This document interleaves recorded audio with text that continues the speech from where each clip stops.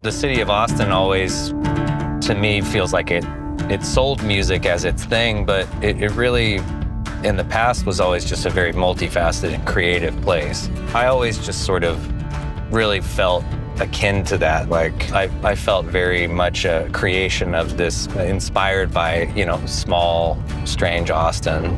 My name is Alejandro Rose Garcia. I'm a musician from Austin, Texas, and I play music under the name Shakey Graves.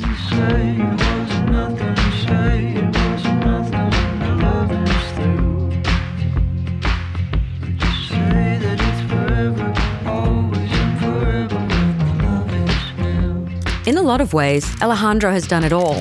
Television, film, chart-topping albums, festival stages, and late-night appearances. But what sets him apart isn't just the resume, it's the control.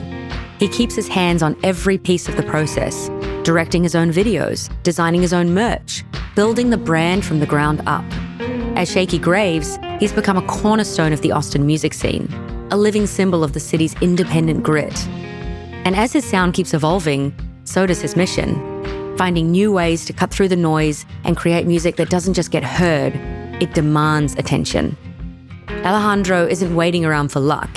He's creating his own practical magic. When I started playing in Austin, the right place, kind of historically speaking, and the spot that had always been the same for me was hole in the wall. And so I was like, I want to get Wednesday afternoon, like dead zone, happy hour drunk person, like one drunk guy zone. And that was where I would sit and play for an hour. And the room organically kind of got bigger. People started to like it. I just kept riding that.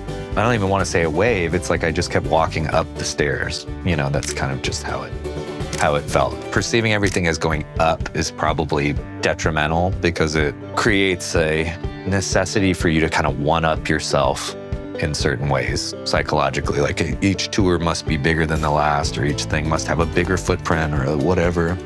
And sometimes that's just not how it needs to go. I do feel very lucky in a lot of regards, but I think a lot of making my own luck has been trusting the process in certain ways and realizing that if an amazing opportunity appears, it doesn't mean that you can always rise up and meet it correctly. Luck's a thing, but it's not as much of a thing as I think people kind of look at. And they probably didn't just get lucky, if we're being honest. They probably put a lot of time and effort and work into kind of building something, figuring out who they are and what kind of artists they are and what kind of music they want to make. A big push was when I got on a record label, and they pushed me. I started working with a producer that I met. We met during a South by show. He was doing live sound. We worked on this record that became And the War Came, which was the first release I did on Dual Tone. I got to go on late night shows and stuff. I got to go on David Letterman, and it was the beginning of what seemingly felt like you're like, this is the go time, And it was also the most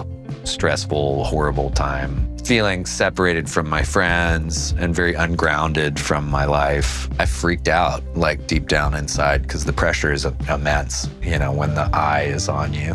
And it's really poisonous to have to think about yourself all the time. Just constantly be scheming and worrying about whether people are thinking of you in a favorable light or not. That is just poisonous and exhausting. And it's part of it, I'm trying right now, especially with having a family, and I want to do that well as well.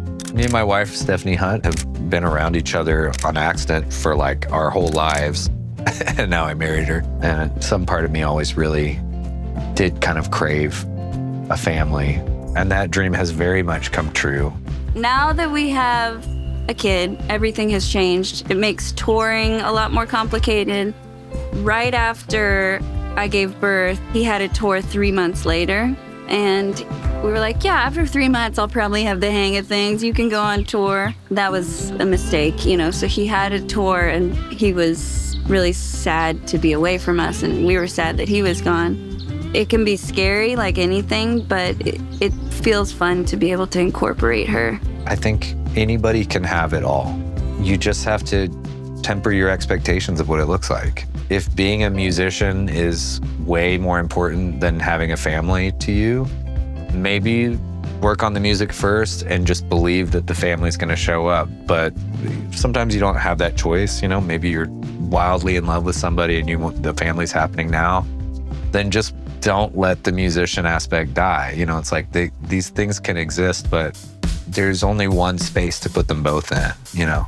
Exposure is often treated like the finish line, one big moment that changes everything. But for most independent artists, that moment doesn't last. What does last is the quieter work, building systems, building trust, and building a life that can hold the career, not the other way around. The thing for me that has been the most important is being as autonomous as possible.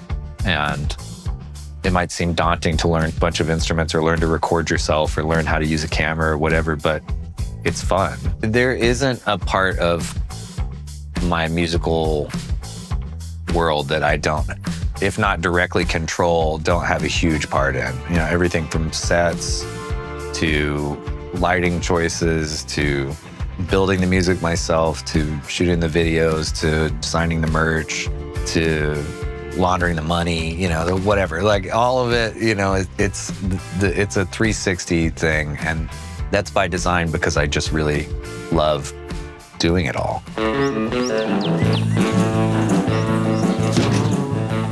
So right here we got, so you know, in the merch world, there's always t-shirts, then we got racks of hats. We got this one I made.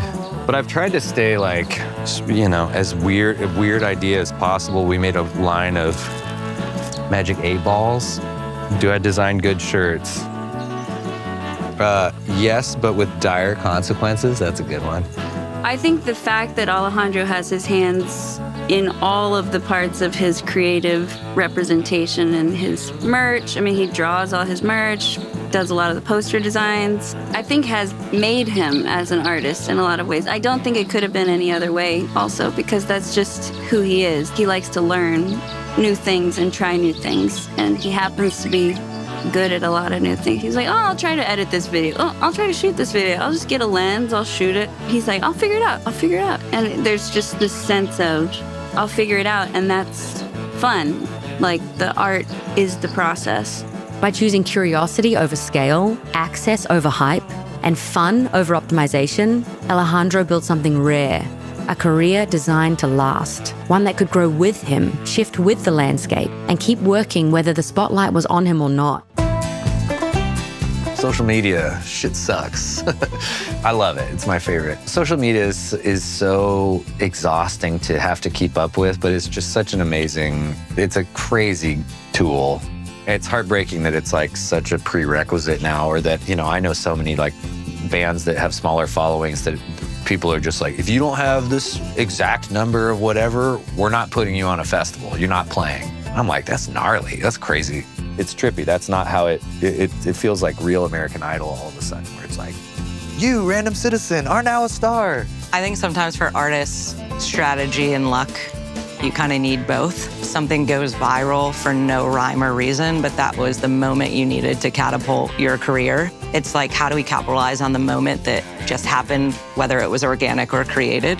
But being able to replicate that over and over and over is not realistic. These artists who became digital sensations, they were discovered because of this viral moment. But what's the strategy so that that moment isn't isolated to just that moment, and that artist actually has a career? It's the push and pull with social media where I don't want to put my entire life on film all the time or on blast or feel like I am on my own reality show directed by me. At the same time, I know that I want to be showing people more interesting stuff that I do. And in the realms of having control, social media is a great way to have that control and to kind of build your own identity and brand on the internet, as opposed to letting other people define who you are. The AI like music company, that it's like a viral clip of him talking, and he's like, I don't think people even like making music.